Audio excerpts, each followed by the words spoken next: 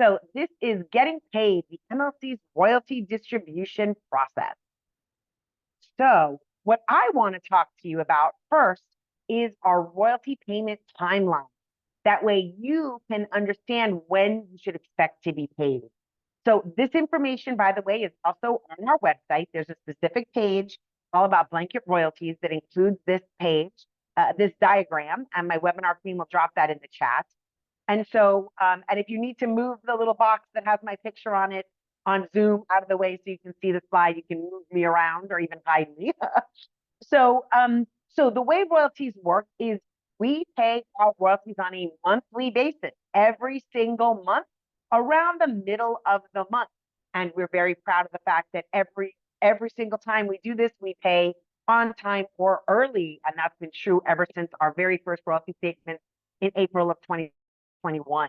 So, but what you do need to also know, in addition to knowing we pay monthly, is that there is a time lag that happens between when that stream, for example, might happen on a digital service like Spotify, when that stream happens, and when you will expect that on your royalty statement. And that timeline takes about 75 days. So if you imagine that you had a stream that happened on a platform in January, what then happens is the process can't even really get kicked off until the entire month of January is finished. The way these royalties are calculated, you have to wait for the entire month before any calculation of how much money is due can begin. So after the month is finished, then what's happening is the digital music service is compiling a whole bunch of information and calculating the royalties that they have to pay us. We are taking a snapshot of the claim information on our musical works, right? Owns what share of our musical works in our database. We're taking a snapshot of that. We are getting that data from those digital services. We are also calculating how much money they owe to make sure that we're in agreement with how much money they owe. They are sending that money to us. We are totaling all of that up. We're trying to match those sound recordings to the musical works in our database, figuring out how much money we need to pay each of our members, summing that up and transferring that to your bank account. And that takes 75 days. So for example, I have a slightly more granular example. For example, our next royalty statement coming up based on when this webinar is happening is in June. That will be our next royalty statement. And that is going to include activity that happens in March of 2024 and previous activity. Any previous activity that we had not been able to match and pay out would be included on that June statement all the way up to March of 2024. So this is on our website, so you can always get a good sense of when those royalties are going to be flowing to you. All right. So now I'd like to actually come out of screen share, bring my colleague McNamara on. Come say hi, Sean. Hello, everybody. Hope you're doing well today. Awesome. Thanks for joining us, Sean. So Sean is going to be the one who will walk you through how to find those royalty statements in our portal and how to download them, and then how to open them up and understand what you're looking at. So I'm going to pass you the baton now, Sean. You go ahead and take it from here. Fantastic. Thank you so much, Sharona. And thanks again, everybody, for joining us. We really appreciate it. Quick introduction. My name is Sean McNamara. I am the manager of the Publisher Services team here at the MLC. And I am a brand new resident of Nashville, Tennessee. So I'm very excited to be joining everybody in person here. I also have a few screens that I'm going to share. So if you will allow me 1 second to pull that up. This is always the most nerve-wracking part, I think, of any sort of presentation. We'll get this going. Okay. All right, great. So hopefully everybody can see. Please let us know in the chat if you have any issues seeing my screen. But let's start here.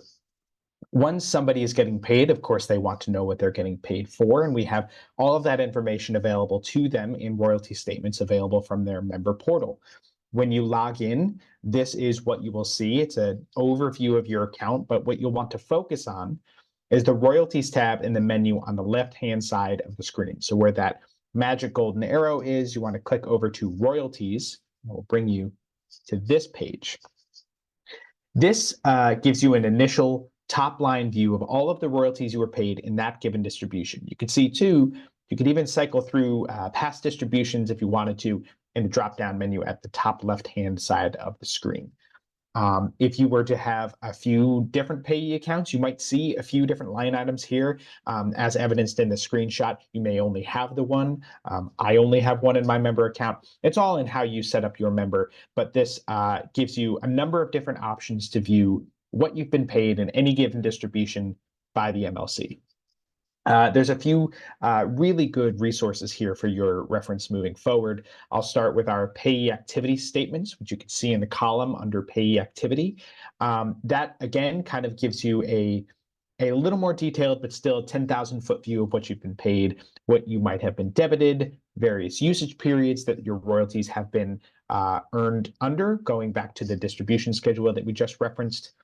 Before I move on to statements, I also do want to point out our distribution notes. You'll see a hyperlink at the bottom of this screen that says View Distribution Notes.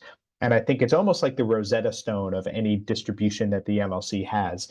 It will tell you every DSP that has been included in that distribution, what usage periods they're paying their royalties out. So if you have any questions about who is paying you, who may not be included in a distribution, look there first, because likely the answer you're looking for is in that PDF.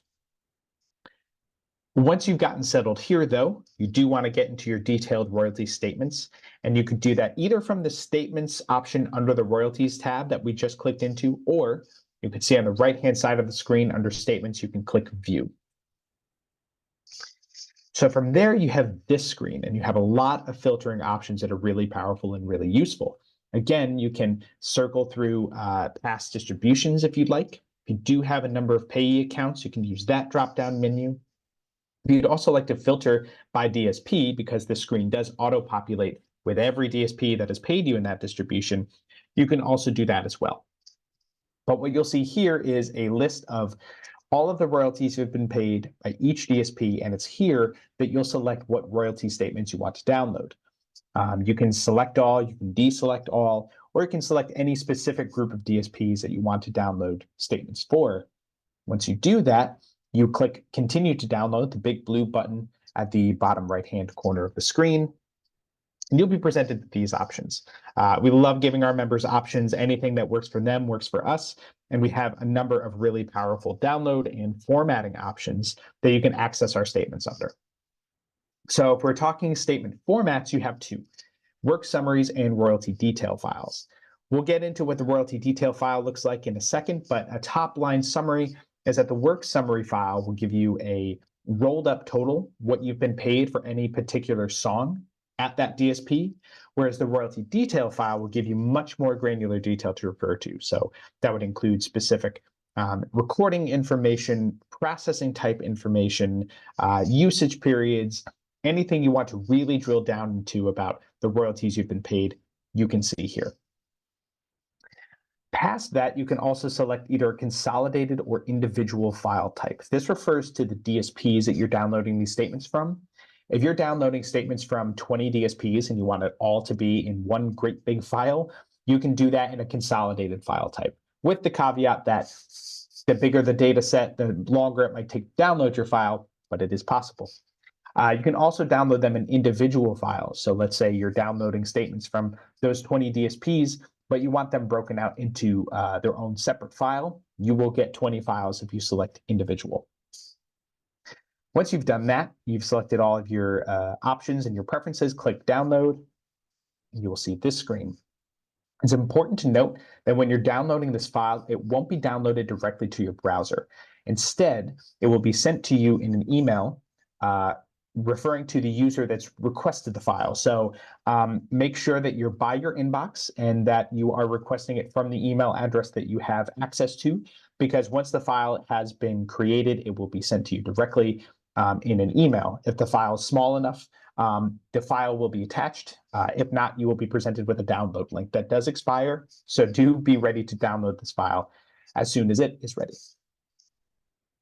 So now I will stop sharing my screen to pull up another screen. I won't bore you with all of the screen switching, but I do want to show you how it looks to download this file. Share my screen again. Let's go to downloads. Okay, so if everybody can see my screen again here, you will get a TSV file. And a TSV file is essentially a text file that is then able to be opened in an Excel format. So what you'll want to do is you will download this. You have the option to open it in Excel. You can open it with Excel, choosing it in, choose another app. Or if you're like me, you like when computers work their magic and you can drag this directly into an Excel spreadsheet. So if I can pull that one up, see if that works. You should be able to drag this icon directly from the download folder into your Excel spreadsheet, and it will look like that. This example is my personal member account, so have fun. With that, yep, Sean, yep. all we can see is a blank Excel file right now. Really? Okay. I think My the way you're apologies. sharing may not have, we didn't get to see you do the drag to share your whole desktop or something. Yeah. Okay. Let me see. For the moment, I just will open. share. Can you see it now? Yes, now we can again. See. Ooh. Okay. Yeah, no, okay. We were good there. Okay. My apologies, folks. So this is what this statement will look like. For the moment, I would like to keep moving forward. I don't want to confuse anybody. All I did was I dragged the file into this Excel spreadsheet and it populated all of the data into this Excel format.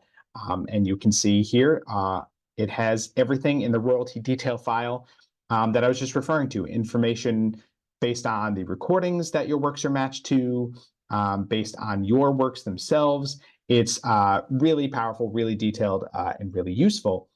What I think is very helpful also is to go over our royalty detail statement layout. This is available also on our website. I'm going to double check. Can everybody see the statement layout that I'm presenting? Yes. Fantastic. Yes. Okay. So this is also available for your reference on our website. I think this is really helpful to define all of the data you just saw in that statement, because if it's your first time, it may just look like 60 different columns with a lot of detailed information in it. But what's really helpful is that everything in these statements are broken out by category. So I'll go over kind of a rough summary of the different categories you could see here. And then once we open it up to the Q&A, if you have any further questions, we can dive in there. You will first see a grouping for the distribution. This tells you everything you need to know about the MLC distribution itself. So a brief description, the distribution date, and any distribution identifiers that the MLC uses will be detailed in these first couple of columns. Scrolling down, there's a lot of member and payee information here. So this will refer to the various catalogs in your member account that any given work might be registered to, right? So you have your overall MLC member name and number.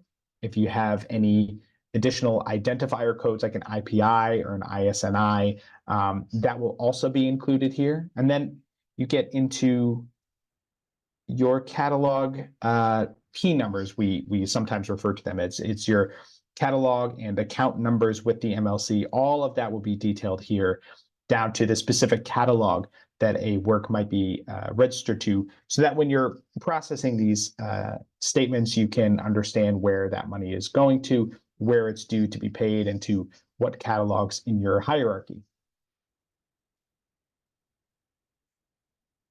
Now getting into the nitty-gritty of what you are getting paid. There's this catalog of information under usage context, and this will tell you what you're getting paid for. So starting with usage periods, start and end dates, that referring back to the distribution schedule that we had talked about earlier, will tell you the month in which this usage was earned. This will be outlined with the in the start date, first date of the month, the end date, the last day of the month. So if we're talking, for instance, July 2024 usage, this will be outlined with a usage period start date of July 1st and an end date of July 31st. We'll also include any information about the DSPs that you're getting paid for and what subscription tiers those royalties are coming from, and anything you might need to know to cross-reference where this usage is coming from say Apple Music or Tidal. It will all be outlined for you here so you can better understand how your works are being used at these DSPs. Heading over to your work specifically, this will all tie back to the work that is registered in your catalog in the MLC's database. So that will include the MLC song code that you were given when you registered the work with the MLC, any title or writer information that you registered to that work, and also the work payable percentage. So if you own 100% of the work, that will be listed as 100% under the work payable percentage, or so on and so forth. If you have separate shares with other co-publishers on the work, that will all be outlined here, your share. Further down, these fields regarding recording and product speak more to the recording that your work was housed in at the DSP. So that will include information like the ISRCs, the recording title itself. Perhaps you have an alternate version or a remix of your song that you're getting paid for. That will be outlined here as well. And any additional helpful information that you might need, down to even the artist name and the length of the song in seconds. Separately, we follow up with a category of product information, which then branches out more into the release that your work was included in. So it could be an album title, the label that released that recording, again, even artist name or version types. Everybody loves a deluxe version or a live album. That can be detailed here as well. Again, all to give you the context of where recordings of your works live and what people are listening to. And then finally, we come to the transaction types. This goes back a little bit further into the MLC's distribution information. So very importantly, you will see that this ends with the distributed amount.